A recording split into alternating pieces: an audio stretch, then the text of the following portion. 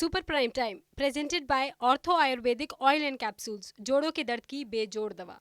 नमस्कार, super prime time में आपका स्वागत है। आपके साथ मैं हूं सुमेरा खान। आगे बढ़ने से पहले एक नजर इस वक्त आपको बता दें बड़ी खबर पर। 3 ताकतवर मुल्कों ने सिर्फ 48 घंटे पहले ब्लू वॉर जोन में ड्रैगन की घेरेबंदी करने के लिए सबसे विध्वंसक प्रोजेक्ट पर मोहर लगाई, जिसका नाम है प्रोजेक्ट ऑकस।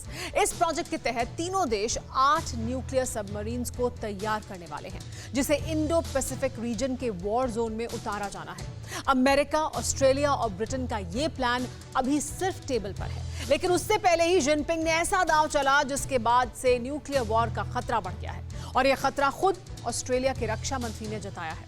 आखिर कैसे 3 देशों की यारी से बौखलाया चीन सबसे पहले ताइवान को निशाना बनाने की तरफ आगे बढ़ रहा है, और कैसे ताइवान एटमी युद्ध की चिंगारी बन सकता है, देखिए इस एक्सक्लूसिव रिपोर्ट में। जिस बम से महाविनाश होता है, जिस बम से बेहिसाब बर्बादी आती है, जो बम इंसानी वजूद के लिए सबसे बड़ा खतरा, उसी विनाशक के जरिए ड्रैगन एक देश का वजूद मिटाने की तैयारी कर रहा है। नीले समंदर ब्लू वॉर जोन के एक आइलैंड पर ड्रैगन के साइलेंट किलर गश्त लगा रहे हैं। मकसद एक है, ताइवान पर हमला करना।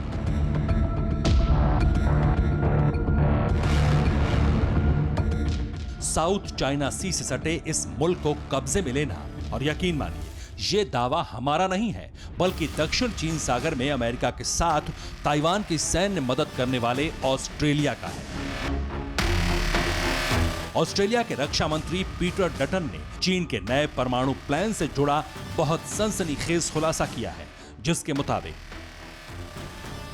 दक्षिण चीन सागर में चीन की कई न्यूक्लियर पावर्ड सबमरीन गश्त लगा रही है। ये सारी तैयारी ताइवान को घेरने के लिए है, मगर हैरानी इस बात की है कि साउथ चाइना सी के अलावा प्रशांत महासागर में भी चीनी नौसेना की सबमरीन देखी गई है। हमें इस बात की आशंका है कि इन पनडुब्बियों के जरिए ड्रैगन हमारे बेड़ों और युद्धपोतों को निशाना बना सकता है। अगर ऐसा हुआ तो ताइवान के मसले पर चीन के साथ न्यूक्लियर वॉर की प्रबल संभावना है। आपको बता दें कि ऑस्ट्रेलियाई डिफेंस मिनिस्टर का बयान उस वक्त आया है जब चीन के खिलाफ अमेरिका, ऑस्ट्रेलिया और ब्रिटेन ने प्रोजेक्ट AUKUS का ऐलान किया। आखिर प्रोजेक्ट AUKUS को इन तीनों ताकतवर मुल्कों ने हरी झंडी क्यों दी?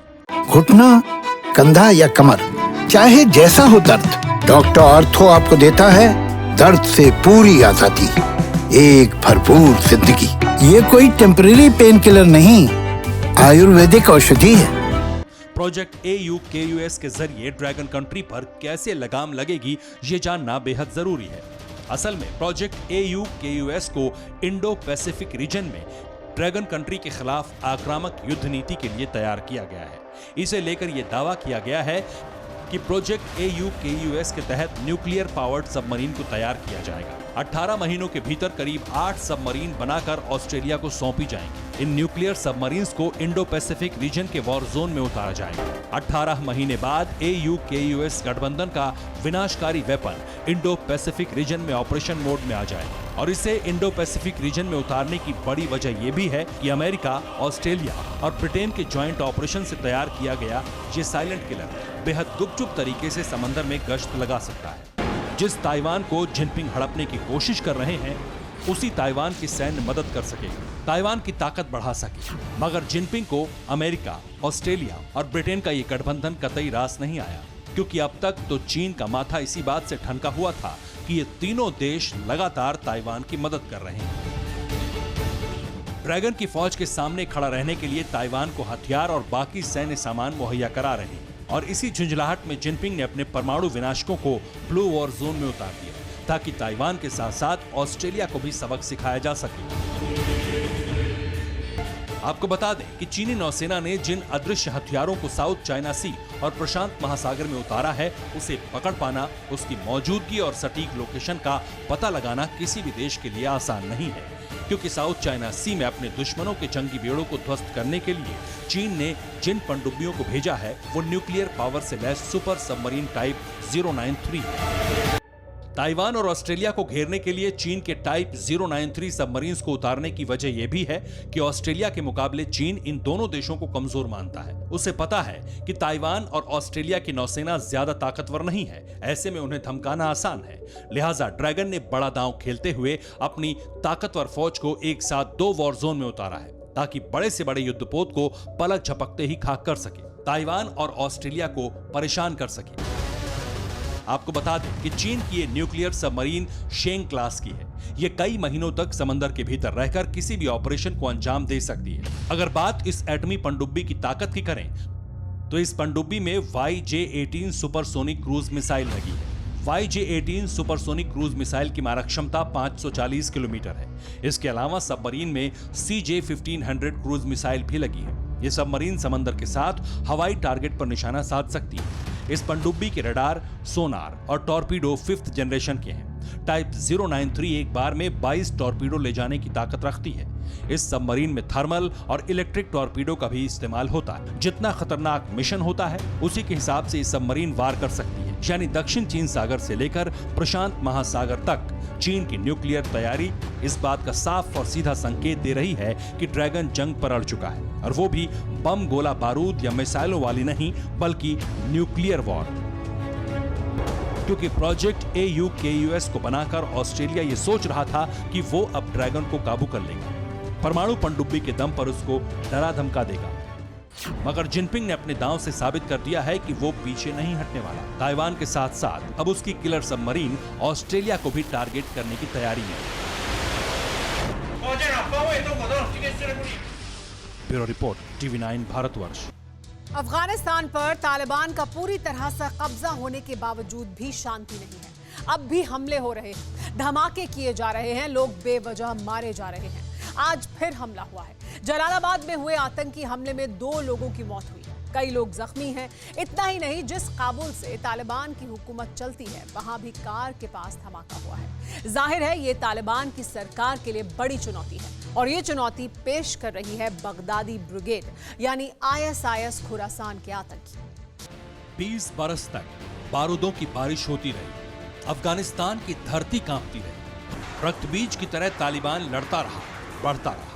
अफगानी मरते रहे और फिर बंदूक के दम पर तालिबान ने अफगानिस्तान की सत्ता को मुट्ठी में कैद कर लिया। तालिबान के सत्तासीन होने के बाद शांति की उम्मीद जगी थी, लेकिन एक दूसरे आतंकी संगठन ने अफगानिस्तान के अमन को और तालिबान की हुकूमत को बारूदी चुनौती दे दी है। काबुल के पावर सेंटर पर पूरी तरह से तालिबानी कंट्रोल होने के बावजूद हमले हो रहे हैं, धमाके हो रहे हैं, लोग मर रहे हैं और तालिबानी सरकार कुछ नहीं कर पा रही।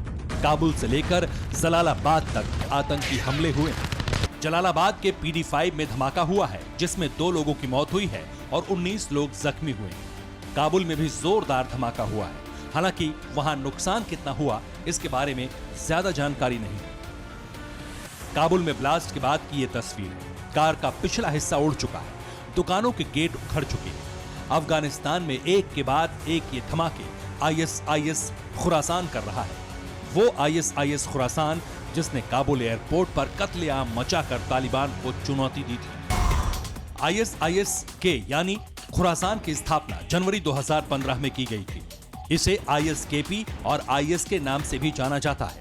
IS खुरासान की स्थापना पाकिस्तानी तालिबान, अफगान तालिबान और इस्लामिक मूवमेंट ऑफ उज्बेकिस्तान के पूर्व सदस्यों ने की थी। उत्तरी और उत्तर पूर्व अफगानिस्तान में इसकी पकड़ है। पाकिस्तान में भी इसके लड़ाके मौजूद हैं। अफगानिस्तान और पाकिस्तान में इसने घातक अभियान शुरू किया है। 3 साल में अल्पसंख्यकों, सार्वजनिक जगहों और सरकारी संपत्तियों को निशाना बनाया। इसे सीरिया और इराक में सक्रिय इस्लामिक स्टेट से पूर्ण मान्यता मिली हुई है, इसलिए इसे भी बगदादी ब्रिगेड ही कहा जाता है। इसका मकसद मध्य और दक्षिण एशिया में बगदादी खिलाफत ख्वाब को विस्तार देना है। हालांकि ISIS खुरासान का तालिबान से 36 का आंकड़ा रहा है। अब जरा समझिए कि तालिबान और खुरासान में फर्क क्यों है। एक जैसी विचारधारा के बावजूद तालिबान और IS खुरासान में कोई तालमेल नहीं है। IS खुरासान तालिबान पर वैश्विक इस्लामी पंथ के बजाय राष्ट्रवाद और जातीय आधार पर संगठन को खड़ा करने का आरोप लगाता है। IS खुरासान ने दोहा में अफगानिस्तान से विदेशी बलों की वापसी को लेकर तालिबान की ओर से किए गए शांति समझौते का खुलकर विरोध किया था। आईएस खुरासान के नेता दोहा शांति समझौते को लेकर तालिबान और उसके मौजूदा नेतृत्व पर जिहाद की राह छोड़ने के आरोप भी लगाते हैं। अफगानिस्तान का नंगरहार प्रांत इस बारूदी खुराफात करने वाले खुरासान का गढ़ है। नंगरहार प्रांत पाकिस्तान से लगी अफगानिस्तान की उत्तर पूर्वी सीमा पर है। हालांकि जब काबुल जेल से कैदियों को छोड़ा जा रहा था, तब खुरासान के भी आतंकी छूटे थे। तालिबान के सत्ता में आने के बाद ही खुरासान ने अपने इरादे जाहिर कर दिए थे। तालिबान ने भी खुरासान के अंत की कसम खाई हुई। जाहिर है कि दोनों की सोच एक जैसी ही है। दोनों रक्तबीज की मानंद फैलते हैं। यही वजह है कि अफगानिस्तान में अभी विस्फोटक हालात बने रहने की आशंका बरकरार है। Bureau report, TV9 Bharatvarsh. America ने जिस अलकायदा को खत्म करने का दावा किया था, वो तालिबान राज की शुरुआत के साथ ही पूरी तरह एक्टिव नजर आ रहा है। अलकायदा के लड़ाके तालिबान को पंजशीर की लड़ाई में मदद कर रहे हैं, तो इसके बदले तालिबान भी बड़ा तोहफा देने वाला है। सूत्रों के मुताबिक पंजशीर में अलकायदा से 7,500 आतंकी मौजूद हैं। पंजशीर पर पूरी तरह से कब्जा होने के बाद यही पंजशीर अलकायदा का गढ़ बनने वाला है, क्योंकि तालिबान ने अलकायदा को पंजशीर में जगह देने का वादा किया है। पंजशीर का ये वीडियो करीब 4 साल पुराना है, लेकिन वक्त बीतने के साथ ना तो ये पहाड़ बदले, ना नदी, ना ही आंखों को सुकून देने वाली ये खूबसूरती। बदल गया तो बस पंजशीर का नसीब, कभी हार न मानने का इतिहास और शांति।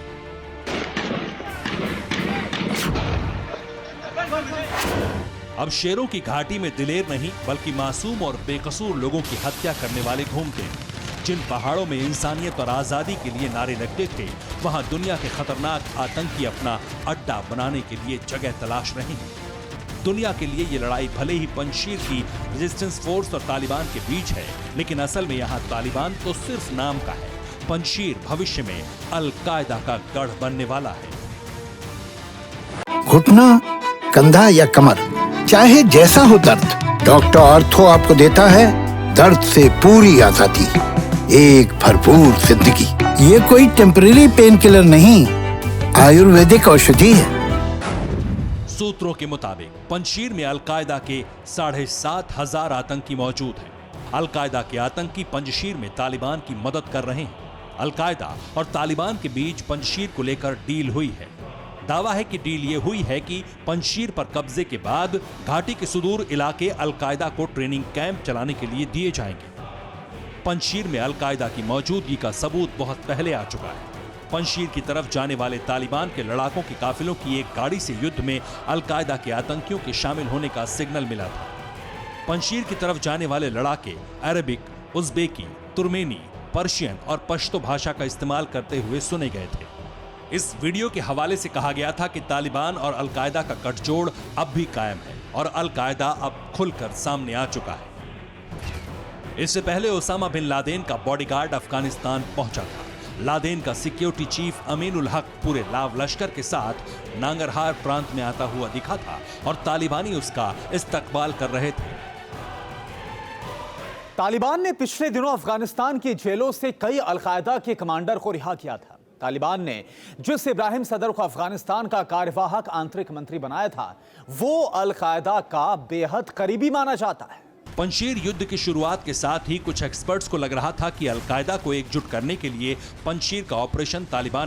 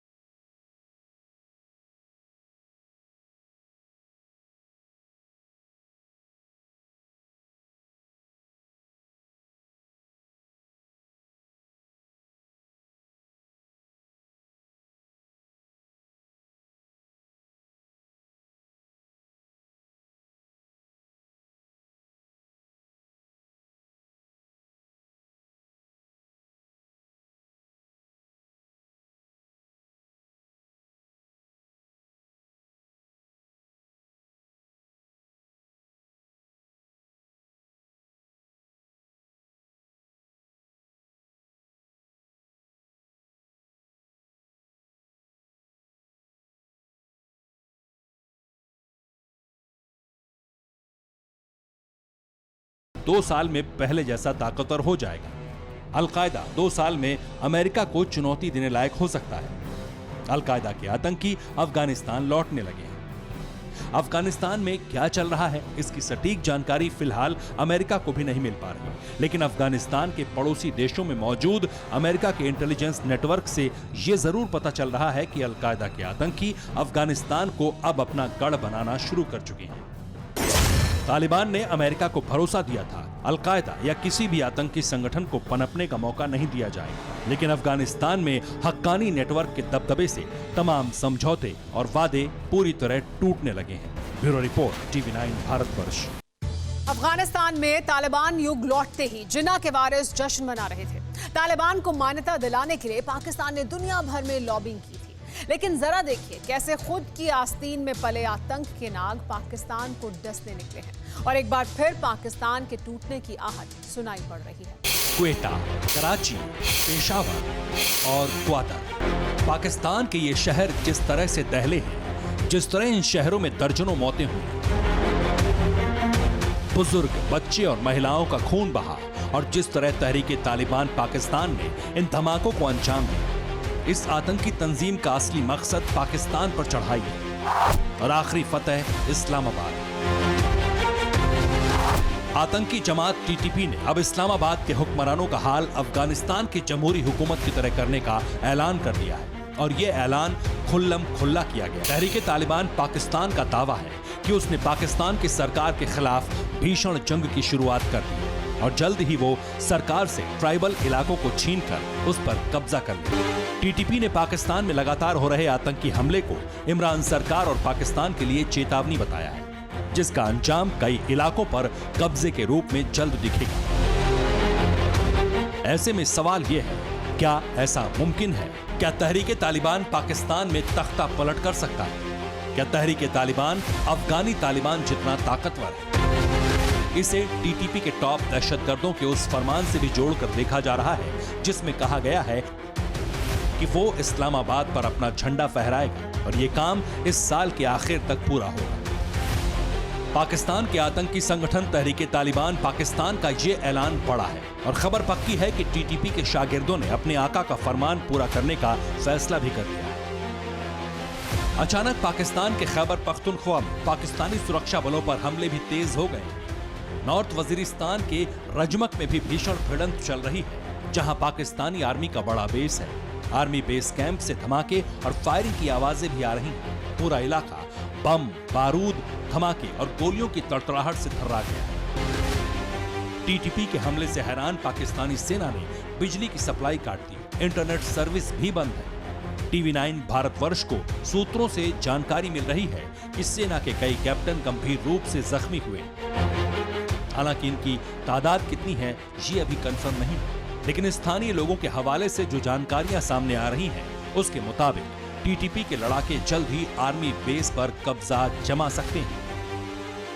अगर ये तहरीके तालिबान की पाकिस्तानी सेना और सरकार के खिलाफ जंगी शुरुआत है, तो TTP आने वाले वक्त में इमरान और बाजवा के लिए कितनी बड़ी मुसीबत साबित होगी, इसका इशारा मिलने लगा है। अब पाकिस्तान के सामने सबसे बड़ी चुनौती तहरीके तालिबान। पाकिस्तान के गृह मंत्री ने भी माना है कि अफगानिस्तान में जब से तालिबान की सरकार आई है, पाकिस्तान की सुरक्षा को बहुत बड़ा खतरा पैदा हो गया है। हर दिन देश में खूनी आतंकी हमले हो रहे हैं, जिससे पाकिस्तान चिंतित है। यकीनन शेख रशीद को तहरीके तालिबान का डर सता रहा है। इस्लामाबाद टारगेट पर है। अब तक जिस लाल मस्जिद में पाकिस्तान दशकों से टेरर फैक्ट्री चलाता रहा, उसी मस्जिद का मौलाना अब्दुल अजीज भी पाकिस्तान में तालिबानी निजाम की नींव मजबूत कर रहा है। वो राजधानी इस्लामाबाद में खुलेआम हाथ में AK-47 लेकर पाकिस्तानी तालिबान की तरफदारी कर रहा है।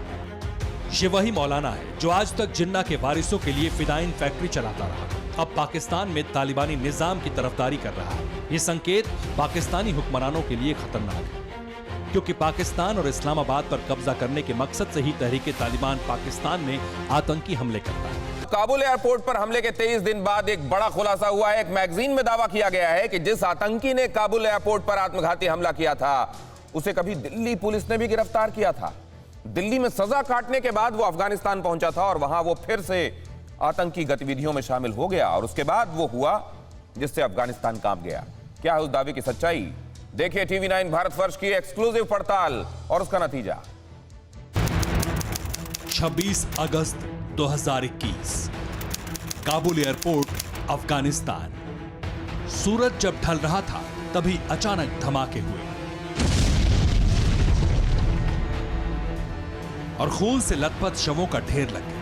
हमलों के बाद चारों तरफ बेजान जिस्म पड़े हुए थे। काबुल एयरपोर्ट के बाहर जख्म से कराहते लोग दौड़ भाग रहे थे। नाले का पानी लाल हो चुका था। अस्पतालों में भीड़ थी। मौत का जब आंकड़ा मुकम्मल हुआ तब तक 180 लोगों की जिंदगी दस्तावेज में सिमट चुकी थी। 13 अमेरिकी कमांडोज मारे गए थे, कई जख्मी थे और वो आतंकी भी मारा गया था जो आत्मघाती बनकर पहुंचा था भीड़ के बीच।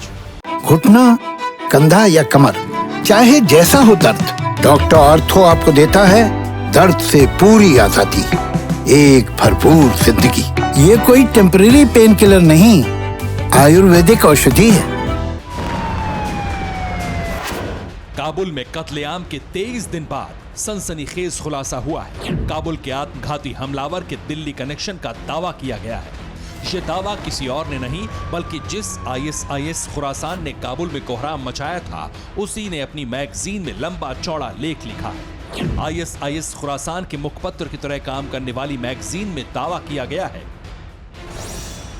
आत्मघाती हमलावर का नाम अब्दुल रहमान अल लोगरी था। आत्मघाती हमलावर को भारत में 5 साल पहले गिरफ्तार किया गया था जब वो कश्मीर का बदला लेने के लिए हमला करने दिल्ली गया था। मैगजीन में दावा किया गया है कि 2016 में अब्दुल रहमान को दिल्ली पुलिस ने पकड़ा था। जेल में सजा काटने के बाद उसे फिर से अफगानिस्तान भेज दिया गया और फिर अमेरिकी सेना की मदद से काबुल एयरपोर्ट से निकाले जा रहे लोगों की भीड़ में जाकर वो फट गया। फिर जो खून का दरिया बहा उससे पूरी दुनिया कांप गई। ISKP ने अपनी मैगजीन वॉइस ऑफ हिंद का नया जिहादी एडिशन जारी किया है। इस जिहादी एडिशन में दावा किया गया है कि 5 साल पहले ISKP का लड़ाका अब्दुल रहमान अल लोगरी हिंदुस्तान आया था। मंसूबा था एक बड़े धमाके को अंजाम देना, लेकिन उससे पहले ही जांच एजेंसियों के हत्थे चढ़ गया, जिसके बाद उसे तिहाड़ जेल भेज दिया गया। 5 साल पहले उसे भारत से वापस अफगानिस्तान डिपोर्ट किया गया था। इस मैगजीन में दावा किया गया है कि ये वही लड़ाका है जिसने हाल ही में काबुल एयरपोर्ट पर इतना जोरदार धमाका किया जिसमें 13 अमेरिकी सैनिकों समेत तकरीबन 250 लोगों की जान चली गई। द वॉइस ऑफ हिंद नाम की पत्रिका के इस दावे से आगे का सवाल उठता है कि क्या 2016 में दिल्ली बाल बाल बच गई थी? क्या सुसाइड बॉम्बर अब्दुल रहमान काबुल जैसा धमाका 5 साल पहले दिल्ली में करने वाला था? कथित तौर पर कश्मीर का बदला लेने के लिए दिल्ली पहुंचे ISIS खुरासान की सुसाइड बॉम्बर अब्दुल रहमान के टारगेट पर क्या क्या था? क्या दिल्ली पुलिस उसके मंसूबे भांप नहीं पाई थी? यह सवाल डराने वाला भी है और परेशान करने वाला भी, क्योंकि आतंकी का इरादा साफ था। जो 2021 में फटा वो 2016 में भी खुद को उड़ा सकता था। आतंकी अब्दुल रहमान को मानव बम में तब्दील करने के बाद ही हिंदुस्तान भेजा गया था। सवाल यह भी है कि जब वो दिल्ली में था या कहिए कि हिंदुस्तान में था तो किस किस से मिला? हिंदुस्तान में उसका साथी कौन था? किसने उसे मदद की? इन तमाम सवालों के बीच टीवी 9 भारतवर्ष के क्राइम रिपोर्टर जितेंद्र शर्मा ने इसकी पड़ताल शुरू की। पड़ताल इसलिए कि मैगजीन में जो दावे किए गए हैं उनकी हकीकत क्या है। पड़ताल में जो बातें सामने आईं वो चौंकाने वाली निकली। दिल्ली पुलिस की स्पेशल सेल ने ISIS खुरासान के मुखपत्र की तरह काम करने वाली मैगजीन के दावे को सिरे से खारिज कर दिया। ISKP के इस दावे को दिल्ली पुलिस की स्पेशल सेल ने सिरे से खारिज कर दिया है। दरअसल जांच एजेंसियों का कहना है कि अब्दुल रहमान अल लोगरी नाम के किसी भी आतंकी को 5 साल पहले हिंदुस्तान में नहीं पकड़ा गया था और ना ही इस नाम के किसी आतंकी को वापस अफगानिस्तान डिपोर्ट किया गया है। जाहिर है कि द वॉइस ऑफ हिंद नाम की पत्रिका की मंशा भारत में अफवाह फैलाने की है। 2020 के फरवरी में दिल्ली दंगों को लेकर भी इस मैगजीन ने ऐसी ही अफवाहों को आकार दिया था। इसके बाद दिल्ली पुलिस की स्पेशल सेल ने ISIS-K के साथ कथित रूप से संबंध रखने के आरोप में एक कश्मीरी जोड़े को गिरफ्तार भी किया था। अब तक पूरे भारत में ISIS-K की प्रोपेगेंडा मैगजीन से जुड़े 1 दर्जन से ज्यादा लोगों को गिरफ्तार किया जा चुका है। एक बार फिर काबुल एयरपोर्ट पर हुए धमाके के बहाने अपने मंसूबों को नए सिरे से गढ़ने की कोशिश की है लेकिन दिल्ली पुलिस ने सारा सच सामने ला दिया है। जितेंद्र शर्मा, दिल्ली, TV9 भारतवर्ष।